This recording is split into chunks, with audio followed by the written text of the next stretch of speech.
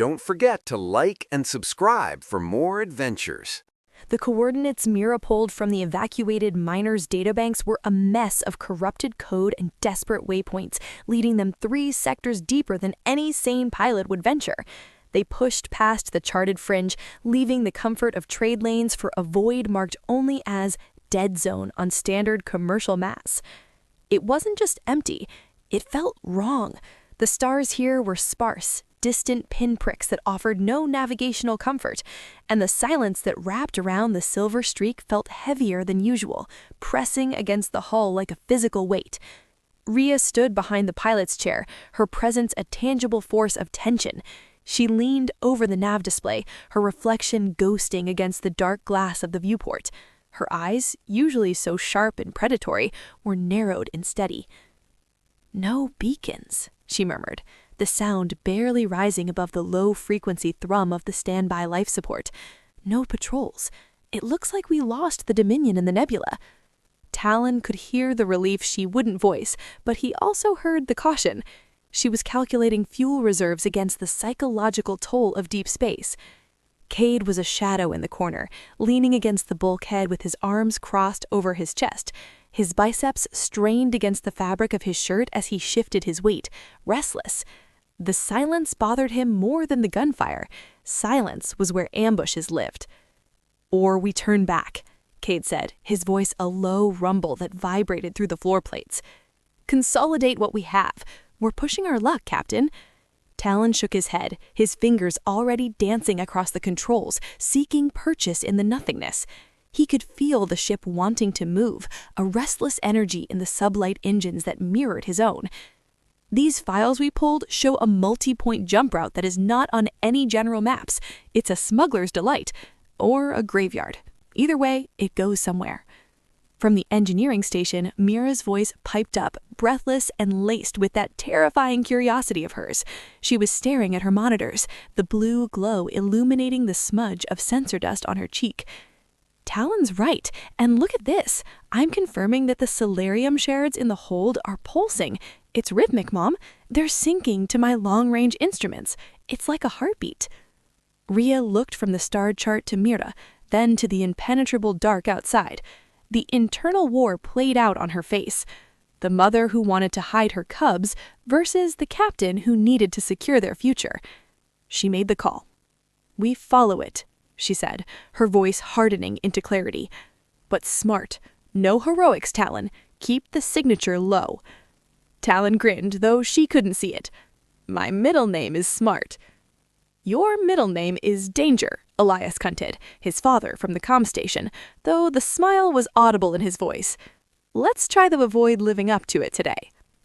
The silver streak pushed into the darkness, where starlight thinned to near nothingness. The sensation of speed in a void is deceptive. Without reference points, one feels stagnant, caught in amber.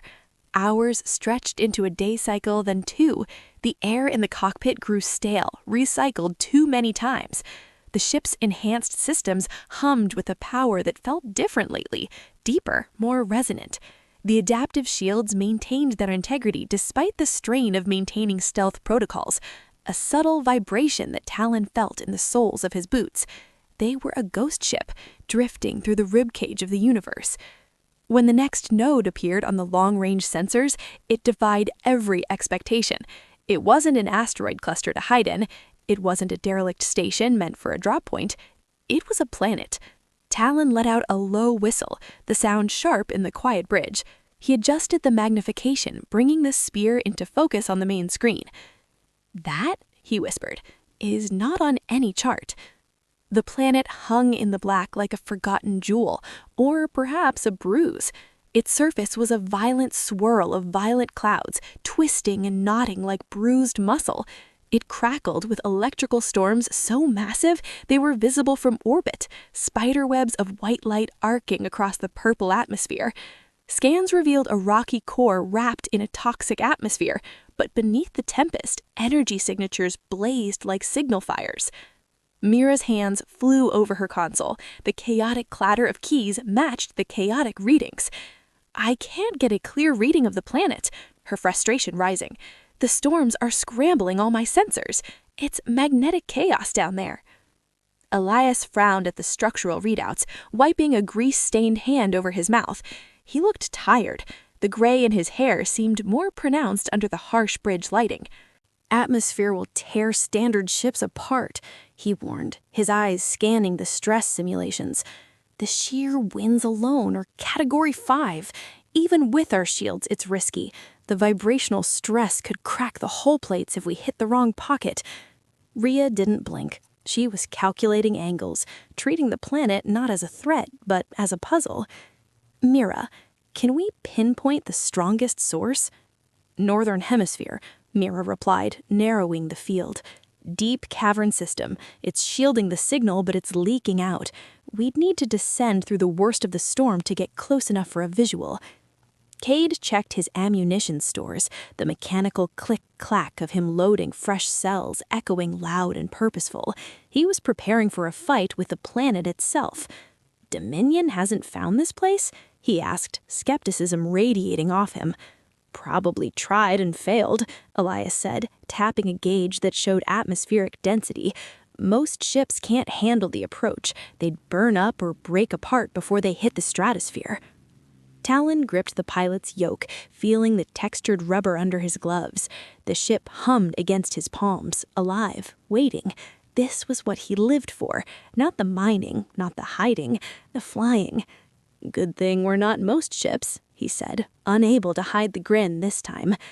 Rhea looked at him, searching his face for recklessness. She found confidence instead, or maybe just resignation. Take us in, Talon, she authorized the descent. But if I call abort, we burn hard for orbit. Understood? Understood. The silver streak angled into the atmosphere, and the universe instantly turned violent. The silence of space was shattered by the roar of entry. Hull temperature spikes flashed red on the dashboard immediately. Outside the viewports, the black turned to a searing violet haze. Lightning forked across the glass, purple and blinding white, striking the shields with the sound of gunshots. Crack! Boom! Crack! The ship bucked and rolled, fighting pressure differentials that slammed them sideways. Talon's stomach lurched into his throat, but his hands moved on instinct. He wasn't thinking about the wind shear. He was feeling it through the ship's frame. The silver streak was an extension of his nervous system. "Come on, girl," he muttered, teeth grit together as he fought the yoke. "Show me what you've got." Mira called out readings, her voice trembling slightly as the G-forces pressed her into her seat. "Temperature climbing, shields holding at 70%, no, dropping." 65, Elias corrected calmly from the rear, though Talon heard him routing emergency power. "Divert auxiliary to forward deflectors." Suddenly, the ship shuddered, a deep, resonant thrum that wasn't the engines or the wind. It was the cargo hold, the solarium core. It pulsed brighter, a surge of golden warmth that Talon could almost smell, like a cool summer rain. The ship responded instantly. The groan of the metals stopped. The shields flared, reinforcing with a color that wasn't standard tech blue, but a shimmering gold. The hull stress was evenly distributed across the enhanced plating, like water flowing over a rock. "Shields holding at 65%, Elias reported, sounding impressed. "Stabilizing." "We're punching through," Talon yelled over the roar of the atmospheric friction. They broke through the lower cloud layer into relative calm, a toxic soup of gases that glowed faintly luminescent, lighting the world in a sickly, beautiful twilight. Below them, the terrain was a nightmare of jagged peaks rising like the teeth of a beast, and between them a canyon system carved deep into the planetary crest. "There!" Mara shouted, highlighting a section on the nav display that pulsed with interference. "Cavern entrance, 3 kilometers wide. It's massive." Talon banked the ship, the G-forces pressing him comfortably into the seat now. He brought the silver streak down gently, the landing struts extending with a hydraulic whine, finding purchase on a massive rock shelf overlooking the chasm. The engines cycled down, but the ship didn't go silent. The wind howled outside, a constant, mournful scream, lessened only slightly by the canyon walls. Rhea stood, unbuckling her crash webbing before the safe light even blinked. "Full away, team," she commanded, her voice tight. "This one feels different. I want eyes on everything." They suited up in the airlock, the familiar ritual of survival. The heavy environmental gear felt clumsy at first, the thick weave of the suits designed to withstand toxicity and radiation. Talon sealed his helmet, the hiss of the locking mechanism cutting off the ambient ship sounds and replacing them with the sterile hum of his own breathing and the static of the comms loop. He felt the weight of the pistol mag-locked to his thigh. It was a comfort, but looking at the world outside, he doubted a blaster would do much good against this environment. The cargo ramp lowered with a hydraulic hiss, the violent purple atmosphere rushing in. His suit's sensors screamed toxicity warnings, scrolling red text across his HUD. Warning, corrosive atmosphere. Warning, unknown radiation. The cavern mouth yawned before them, gigantic and ominous. The edges of the entrance weren't just rock, they were crystalline, sharp formations that refracted the silver streak's landing lights into a spray of rainbow shards. Cade took point, his rifle shouldered and ready. He moved with a heavy, deliberate grace, checking corners that didn't exist in the vast openness. Rhea followed, stepping out with the authority of someone claiming ground. Mira and Talon flanked her, while Elias brought up the rear, his eyes glued to a heavy, handheld scanning unit. They stepped off the ramp and onto the rock shelf. The ground crunched under Talon's boots, not like gravel, but like glass. Inside the cavern, the temperature dropped rapidly, plummeting despite the volcanic heat signatures on the sensors. It was a cold that the suits struggled to compensate for, a chill that seemed to bypass thermal layers. But it was the light that stopped them. The walls themselves glowed. Embedded deep within the obsidian-like rock were sheets of solarium, not veins, not ore, but solid architectural sheets. They pulsed with an internal, rhythmic light, synchronized like a breathing lung. Mira's breath caught, audible over the comms. "It's everywhere," she whispered. "This whole formation. It's not natural. It's solarium-infused." Talon drifted toward the nearest wall, possessed by an urge to touch it. He reached out with a gloved hand. The moment his fingers brushed the surface, light rippled from the point of contact, spreading outward as a stone dropped in a glowing pond. "Responsive," he said, snatching his hand back, startled by the violent beauty of it. "Like it knows we're here." Cade didn't lower his weapon. He spun slowly, tracking shadows. "Or something else knows," he muttered. "Watch your six." They descended deeper, the cavern floor spiraling down in natural formations that felt too perfect, too deliberate to be the result of erosion. It was a helix, winding into the crust. Elias scanned continuously, the beep of his device accelerating. "Gravity's off," he noted, his voice puzzled. "0.03 lower than planetary norm. It's getting lighter the deeper we go." "Artificial?" Rhea asked, her hand resting near her sidearm. "Or the solarium's affecting local physics," Elias hypothesized. "Mass displacement." The spiral opened abruptly into a chamber vast enough to swallow space stations. Talon's heart hammered against his ribs. At its center, suspended in crackling fields of blue and violet energy, hung a solarium formation unlike anything they or anyone in the galaxy had seen. It wasn't a jagged shard, it wasn't a rough-hewn core. It was a sphere, perfect, massive, 3 meters across, rotating on an invisible axis. Its surface wasn't static, it shifted with geometric patterns that rearranged constantly, hypnotically, looking like liquid gold held in shape by sheer will. Mira's breath caught, audible over the comms. "It's beautiful," she murmured, her voice sounding distant, dreamlike. Rhea stepped forward, grabbing Mira's arm. "Careful." But Mira pulled free, stepping closer. Her scanner, dangling from her hand, went wild, readings cascading too fast to track. "This isn't just solarium," Mira said, eyes wide behind her visor. "It's information, encoded, compressed beta at the molecular level." Talon moved up beside her, his hairs on his arms standing up despite the suit. The air here hummed, he could feel it in his teeth. Like a computer? Asked Talon. More, Mira whispered. Think bigger, like a library, a record of everything. Elias adjusted the settings on his scanner, squinting at the readout. I'm reading energy output equivalent to a small star, stabilized. If we could tap this, we'd be gods. Cade finished, his voice flat and unimpressed. Or dead. Rhea circled the sphere, keeping a safe distance, examining the energy field suspending it. There was no visible machinery, no projectors, no tech, just raw solarium forming its own containment. How do we extract it? Rhea asked, the practical captain taking over. We don't, Mira said, shaking her head. Not whole. If we move it, the field collapses. But we could interface, learn from it. She pulled a data crystal from her pack, one of the high-capacity drives they'd modified for faster processing.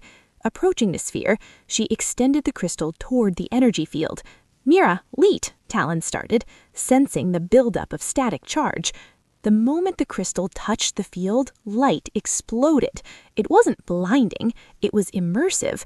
The cavern didn't just disappear, it was overwritten. Talon's helmet display vanished. His body vanished. He was no longer standing on rock. He was floating in a stream of pure data. Visions flooded his mind, not as pictures, but as memories forced into his brain. He saw stars forming from dust, coalescing into burning eyes. He saw civilizations rising from mud to steel to light. He saw technology blooming across galaxies like wildflowers. And at the center of it all, solarium. It wasn't just fuel, it was the foundation, the key, the binding force of advanced species that had mastered reality itself.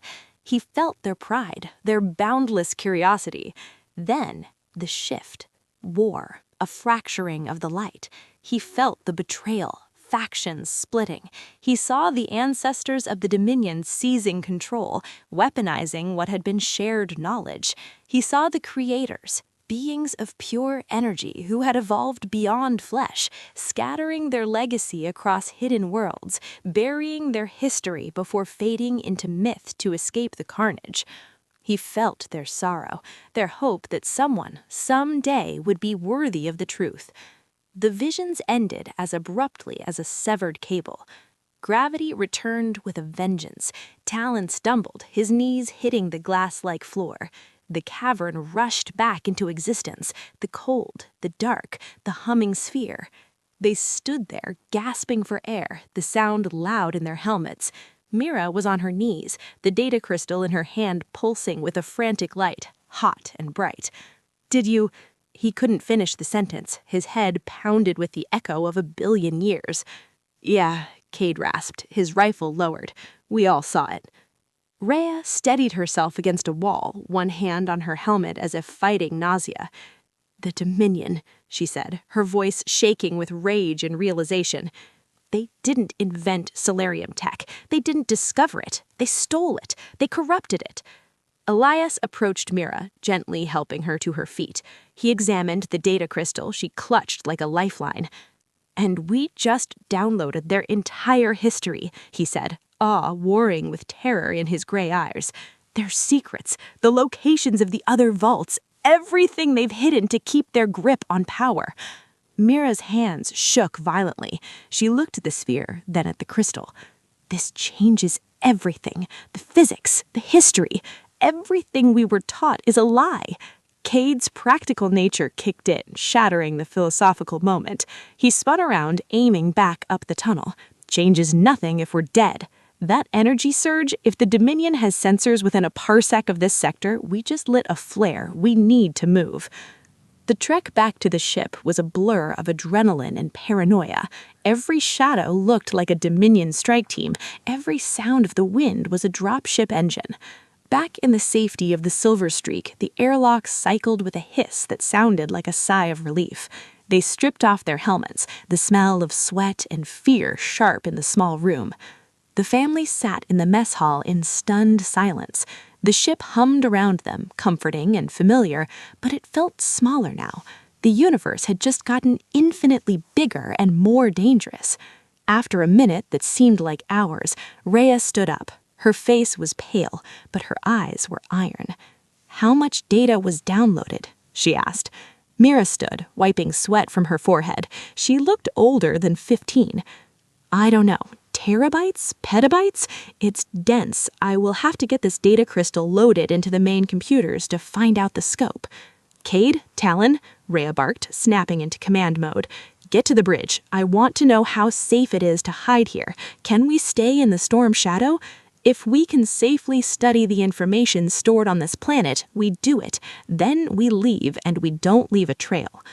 It would give me time to see what exactly this shard is doing to the Silver Streak also. The integration is accelerating."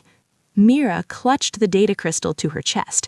"We have to decode this," she said, her eyes burning. "We have to understand what we found. This isn't just data, Mom. It's the truth."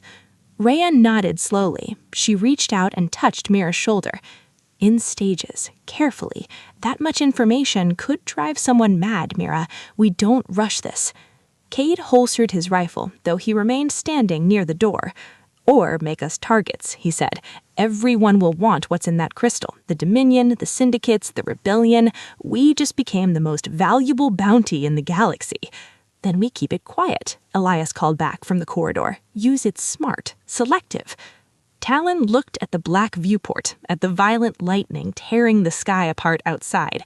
He felt the phantom weight of the memories he'd seen, the rise and fall of gods. "Ghosts don't fade," he whispered to himself, watching the storm. "They carve new constellations." "What was that, Talon?" Rhea asked. He turned back to his family, to the only people in the universe he could trust with the end of the world.